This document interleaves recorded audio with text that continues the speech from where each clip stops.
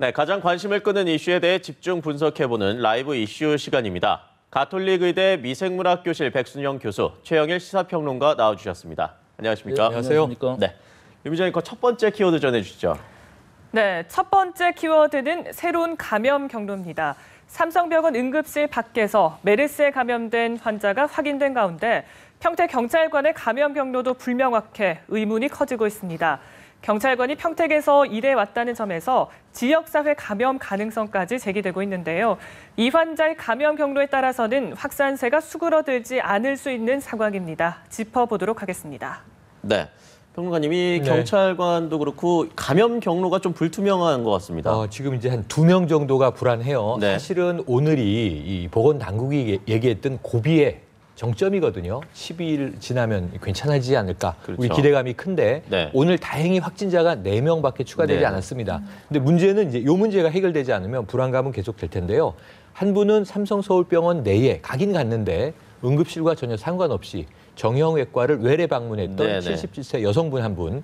그다음에 지금 이 평택경찰관이 좀 아슬아슬해 보이는데요. 네. 26일, 28일에 사우디에서 온 지인을 만났습니다. 그리고 네. 31일부터 발병이 된 겁니다. 이 열이 나고 메스크 없고 이제 이런 상황에서 병원을 31일에 찾았는데 여기가 평택 박예병원이라고요. 확진자가 나온 병원이거든요.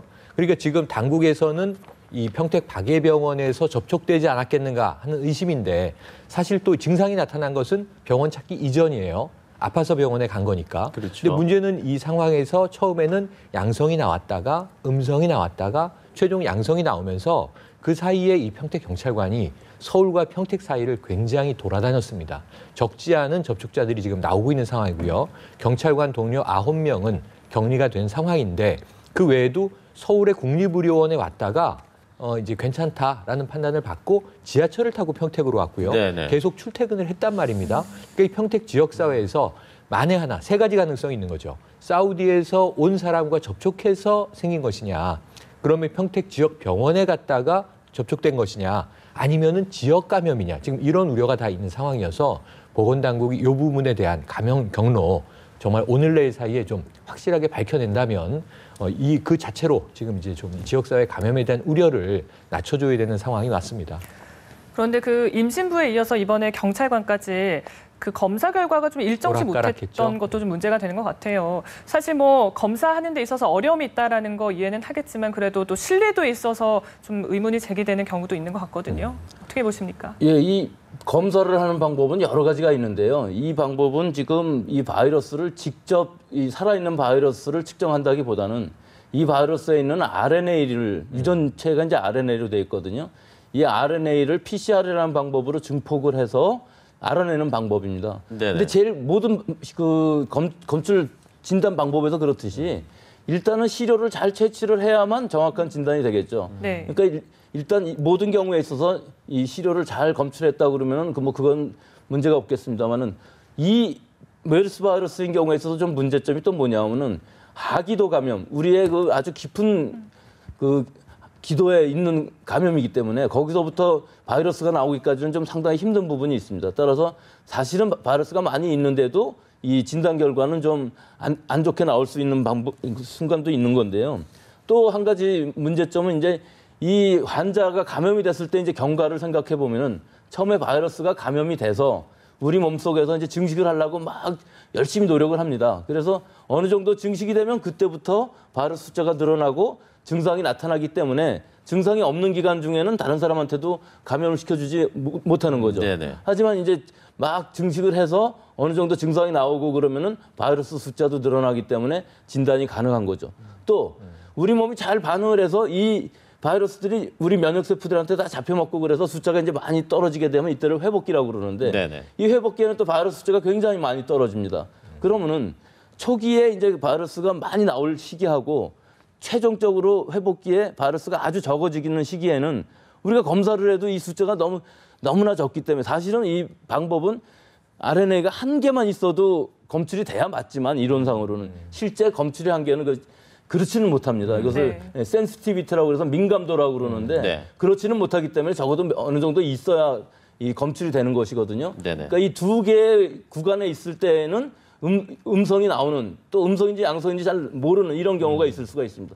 마지막으로 임산부의 경우 지금 한 가지만 말씀드리자면은 이 임산부가 감염된 지 거의 잠복기가 다 끝나는 시기에 지금 양성으로 나왔는데 네. 그 양성으로 나온 시기가 제가 말씀드린 이 초기에 지금 감염 초기에 막 늘어나는 시기냐 혹은 회복기에 지금 마지막으로 걸릴까 말까 하는 요 시기냐에 따라서는 만약에 초기의 상황이라 그러면 앞으로 출산하기 전에 막 폐렴으로 갈 수도 있고 호흡기 질환이 갈 수도 있는데 다행히 지금 모든 것을 보면은 이분은 증상도 거의 없고 안정적이라고. 상황은 또 처음에 그 잠복기가 굉장히 긴 시간이 지났기 때문에 네네. 혹시 거의 회복기가 돼서 지금 양성으로 나왔고 만약에 그 양성이 이제 바이러스가 없어져서 하루 이틀 음성으로 나온다면은 처음으로 최초로 임신부이면서 불연성 감염 즉 증상이 없이 항체가 생겨서 회복이 되는 환자가 되면 얼마나 좋을까 하는 좀 기대를 섞어봅니다. 네.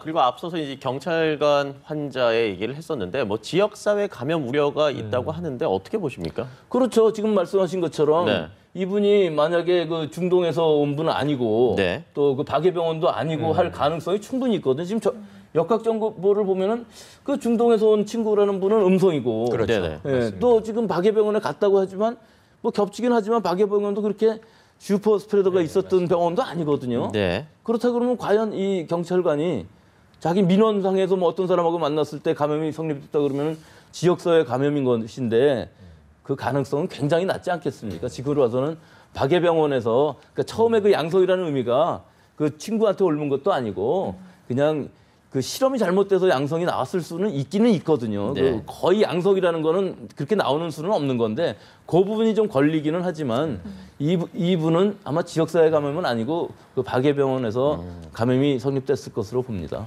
네. 그 한편 삼성 서울병원에서는 응급실 밖 그 감염이 처음으로 확인이 됐습니다. 아직까지는 어떤 경로로 감염이 됐는지는 확인이 되지 않은 거죠? 그렇죠. 지금 현재 삼성 서울병원의 경우에 응급실이 있고요. 지금 모든 환자는 다 응급실을 매개로 해서 이제 벌어진 일인데 네. 이분은 외래 환자인데 당일에 진료를 받으러 정형외과를 간 거예요. 자, 응급실이 있고요. 근데 영상의학실, 엑스레이 찍는 네네. MRI, CT 공간이 있고 그 다음에 이제 이 정형외과가 있는 겁니다. 복도가 있고요.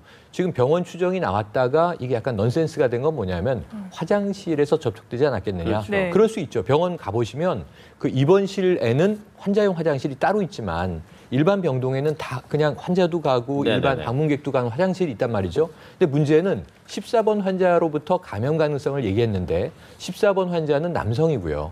이분은 77세 여성이에요. 네. 그럼 화장실 감염 가능성은 없는 거거든요. 왜냐하면 화장실은 따로 돼 있죠. 우리가 알다시피.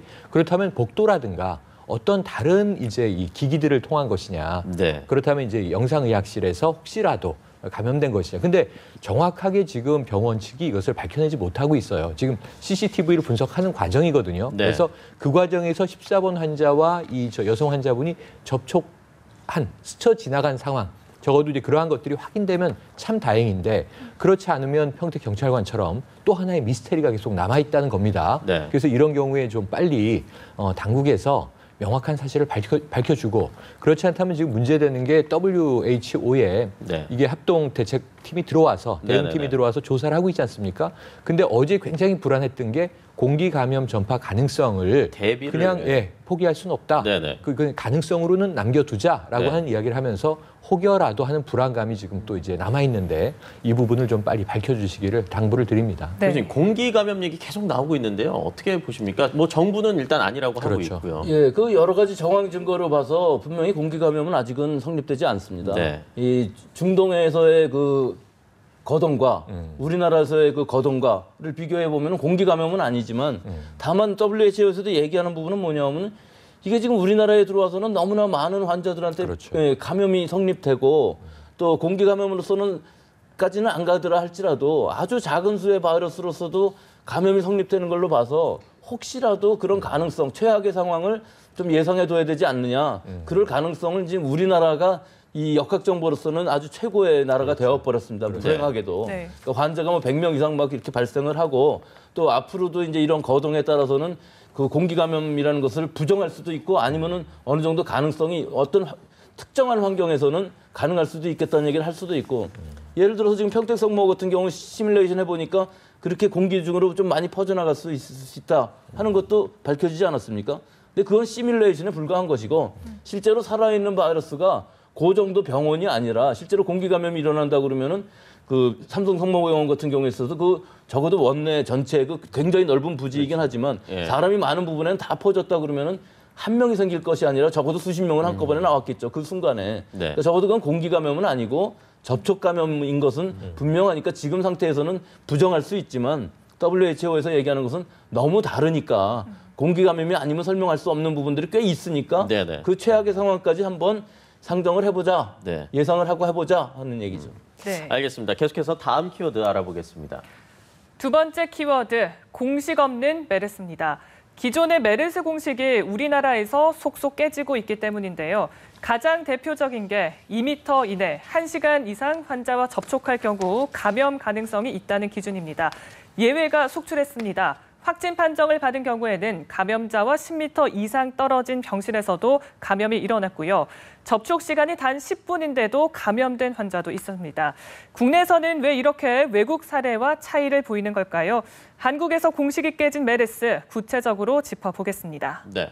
평론가님, 일단 네. 우리나라 상황을 이 외국과 좀 비교를 해서 설명을 해주시죠. 지금 이제 제일 큰 건 뭐냐면요. 감염률이에요. 네. 애초에 이제 중동에서 알려진 감염률은 감염자 1인당 0.6 혹은 0.7 감염률을 보인다. 한 사람이 한 사람을 채 감염시키기가 어렵다라는 이 공식이거든요. 네네. 근데 지금 국내에서는 이게 슈퍼 전파자라고 하는 이상한 이름이 등장을 하면서 네. 1번 환자, 뭐 14번 환자, 16번 환자의 경우에 한 명이 거의 40명까지 감염을 시키다 보니까 이 감염률은 정말 슈퍼라는 말에 정말 손색이 없게 어마어마한 감염률이라는 거거든요. 이게 가장 위험하게 이제 느껴지는 거고요. 네네. 그 배경으로 이제 중동 지방의 뜨겁고 건조한 날씨와 우리나라의 이제 좀 습한 날씨, 이러한 것이 어떤 지금 이 바이러스의 배양 체계에 대한 다른 영향을 주는 건지에 대한 고민들을 이제 우리 교수님께서 짚어주셔야 될 거라고 보고요. 그 다음에는 이제 이런 겁니다. 지금 이제 아까 1시간 이상 비말 감염으로 뭐 기침하는 환자와 좀 밀접하게 있을 때, 네. 2m 이내에 있을 때 옮는다고 했는데 아까 외래 환자의 경우에는 그렇게 그렇죠. 근접했을 일이 전혀 없고요. 네. 그다음에 서울 아산병원의 20대 건장한 보안요원이 감염된 경우를 보면 네네. 응급실 보안요원이긴 하지만 환자와는 불과 한 10분 이내 정도나 스쳐 지나갔을까 하는 정도인데도 옮았단 말이죠. 그러니까 이런 경우를 본다면 지금 중동에서 나타나 있는 감염률과 이 활동 영역에 비해서 국내에서는 왜 이렇게 이게 활발한가, 이제 이런 문제에 대해서 이게 정말 메르스냐 코르스냐 하는 이제 이름 명칭까지도 처음엔 장난으로 이 희화화돼서 회자되다가 지금은 상당히 진지하게 받아들여지는 입장이 돼버렸거든요. 네. 그래서 기존에 우리가 알고 있었던 2013년부터 약 3년 동안 중동에서의 발병 상황과 국내에 지금 초고속으로 많이 확산되고 있는 발병 상황은 네. 완전히 다른 양상으로 보이기 때문에 지금 외신을 보면 이제 해외 의사들, 의학자들도 굉장히 큰 관심을 가지고 있고요. 네네. WHO도 그렇고 그래서 공식은 거의 다 깨져나갔다고 보는 게 옳을 것 같습니다. 네, 계속 공식이 깨지고 있는데 3차 감염자 없을 거라고 했는데 굉장히 많이 나왔습니다. 게다가 거기에서 사망자까지 나왔는데요. 교수님, 그 4차 감염자 가능성까지 있다고 보시는지 궁금한데요. 이게 지금 3차, 4차, 5차 이게 전혀 의미가 없는 것이 그럼 우리가 최초의 감염자가 그럼 1차일까요? 이분이 그렇죠. 전에부터 제가 말씀드렸었는데 이분이 중동에서 사우디아라비아나 뭐 바레인이나 낙타랑 접촉을 해서 감염이 됐는지 혹은 병원 원내 감염으로 된 것인지 아니면 지역사회 감염으로 됐는지 하는 것이 문제인데 그럼 1차, 2차, 3차가 거기서부터 다 갈리지 않습니까? 근데 이분은 뭐 사무실에서만 있다가 왔다고 그랬거든요. 네네. 그러니까 처음부터 1차, 2차, 3차라는 건 큰 의미가 없고 네. 다만 이 바이러스는 원래 박쥐에서부터 낙타로 가는데도 꽤 시간이 많이 걸렸어요. 진화. 네. 그 바이러스 입장에서 보면 진화죠. 우리 입장에서 보면 이거 굉장히 독성이 강해진 거고. 예. 그 낙타에서부터 사람까지 오는데도 상당히 시간이 많이 걸리는 겁니다. 그래서 일단 사람한테 오기는 했어요. 근데 그 다음에가 이제 단계가 사람과 사람 간에 전파하는 것은 이 바이러스에 이제 또 진화한 거거든요. 이것도 다 변이가 되는 것이거든요. 그래서 거기까지는 이제 잘 이루어졌지만 아직까지도 사람과 사람 간의 전파가 어렵기 때문에 뭐 3차가 안 나온다 뭐 이런 얘기거든요. 네. 사실 바이러스 입장에서 보면 똑같습니다.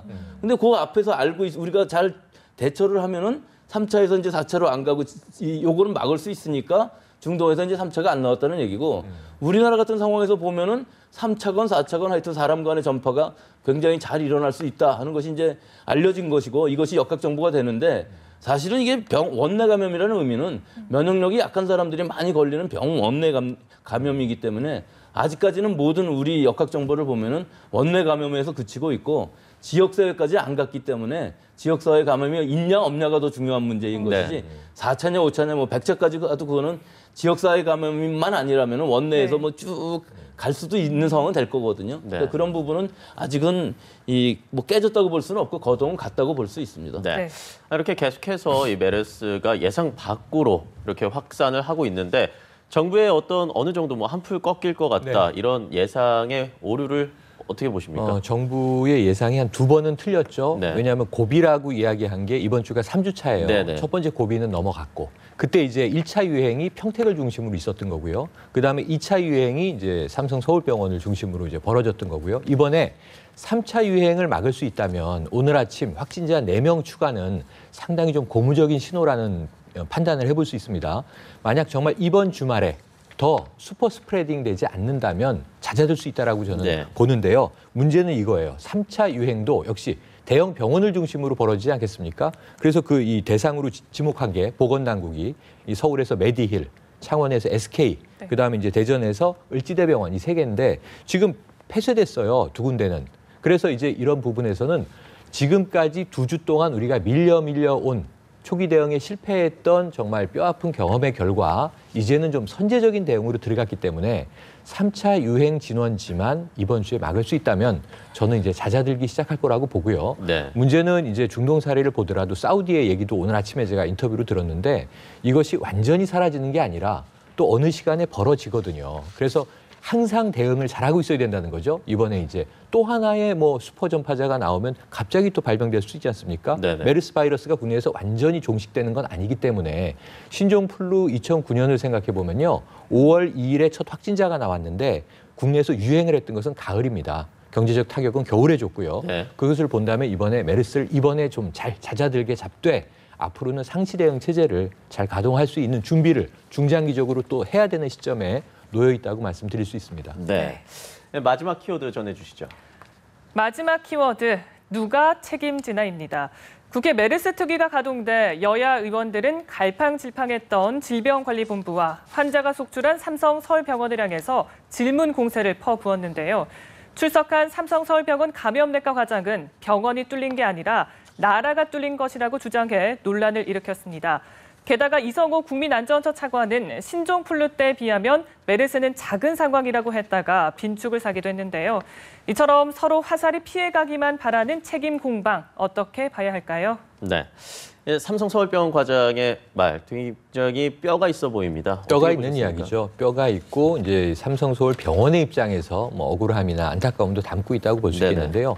지금 이 메르스에 대해서 우리 사회에 나타나는 2가지 현상이 앞에 2 키워드를 가지고는 의학적인 현상을 주로 이제 이야기했고 백 교수님처럼 전문가분들이 네네. 고민하면서 대응하고 있고 당국이 뛰어들고 있다고 한다면 또 하나는 사회적 영향이에요. 예. 이 메르스 포비아, 공포증의 문제인데 그렇죠. 이 와중에 이 국민들의 심리를 잘 다스려 주는 것도 당국의 역할입니다, 사실은. 네. 근데 이제 계속 지금 안심하라는 이야기는 하고 있는데 국민들이 안심을 못 하고 있는 거죠. 왜냐하면 네. 초기 실패를 눈으로 다 봤기 때문에.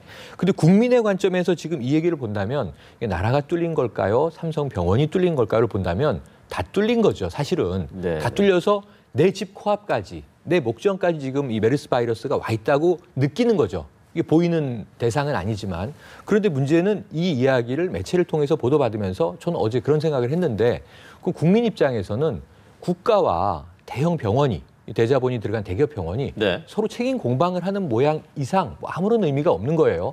병원도 억울할 수 있고 국가도 억울할 수 있습니다. 그거는 이제 거리를 두고 보면 다 이해가 되지만 문제는 어쨌든 나라가 있고 병원이 있고 그다음에 개인이 있는 거잖아요. 네. 그럼 국민 개인 입장에서는 앞에 2군데가 잘해줘야 되는데 나까지 위험하다면은 어딘가 잘못한 건데 지금 나라도 뚫렸고 병원도 뚫린 거예요. 근데 병원이 나라 탓할 상황은 아니라고 좀 봅니다. 이 말은 굉장히 좀 부적절한 말을 했다고 보고요. 네네. 당사자끼리 밀실해서 누구 책임입니까? 따질 때 이럴 수는 있죠. 다 끝나고 나서 책임 그렇죠. 공방 보상 문제를 가지고 따질 수는 있죠. 네네. 지금 이 와중에 그럼 이 삼성 이 서울병원이 예. 나라 탓해서 뭐 할 겁니까? 또는 나라가 그 병원에게 다 뒤집어 씌워서 책임을 뭐 할 겁니까? 지금 공조해야 되고 그나마 뒤늦게 정부 당국과 병원, 의료계가 합심해서 막겠다고 지금 연일 네. 브리핑을 하면서 함께 이야기를 하고 있는데 병원과 정부 간의 갈등을 지금 노출했다? 이거는 전혀 국민들을 또는 이제 병원 입장에서는 국민들이 고객이잖아요. 네. 이 서비스 업체고 고객을 대상으로 얘기했을 때 그럼 이건 너무 좀 서로 무분별하고 무책임한 이야기다. 자중했으면 하는 바람을 전해봅니다. 교수님은 어떻게 보셨습니까? 전적으로 동감합니다. 네. 두 기관 다, 기관이라기보다 정부나 병원이나 둘 다 우선 잘못했다고 사과하는 것이 먼저인 그렇죠. 것이 서로 떠넘기는 것, 결국 뚫린 거 다 뚫린 거거든요. 네. 이 두 군데를 다 살펴보면은 삼성병원인 경우에 있어서는 우리나라 이 최초의 환자, 1번 환자를 진단을 의뢰를 해서 정부에 이런 메르스라는 것이 있을 수 있다고 얘기해서 확진을 해서 실제로 이 환자가 확진이 됐으니까 그런 공로가 있는데 비해서 나중에 14번 환자가 입원했을 때에는 벌써 시간이 한참 지났는데 그럼 어느 정도 대비를 해서 이런 가능성이 있겠다는 것도 생각을 했었는데 평택 병원까지는 모른다 할지라도 어쨌든 평택에서 온 환자가 있었으니까 그런 부분을 대비를 못한 부분이 있고 또 하나는 우리나라의 뭐 지금 응급실 문제입니다만 네네. 응급실뿐만 아니라 응급실, 중환자실 이런데 원내 그 병원 관리가 원내 그 감염 관리가 너무 좀 허술한 부분이 있는 건 분명합니다. 그래서 이 기회에 우리나라의 응급실 뭐 중요한 건 뭐 응급실하고 지금 중환자실의 문제지만 그 이외에도 입원실 같은 데 원내 감염이 그 관리가 잘 돼서 병원에 가서 병을 얻는 뭐 어쩔 수는 없습니다만 구조상 모든 아픈 사람들이 병원을 가기 때문에 그렇죠. 그 병원이 바이러스든지 병원균이든 많은 건 어쩔 수 없지만 그 최소한으로 관리를 잘 한다 하면은 그 있는 거하고 우리가 감염되는 거하고는 다른 얘기니까 그 병원 관리 원내 감염 이런 것들의 컨트롤을 잘 해서 앞으로 우리가 병원에 안심하고 갈 수 있는 이런 좀 복지국가가 이번 기회를 통해서 잘 이루어졌으면 좋겠습니다. 네, 알겠습니다. 오늘 두 분 말씀 여기까지 듣도록 하겠습니다. 감사합니다. 고맙습니다. 감사합니다.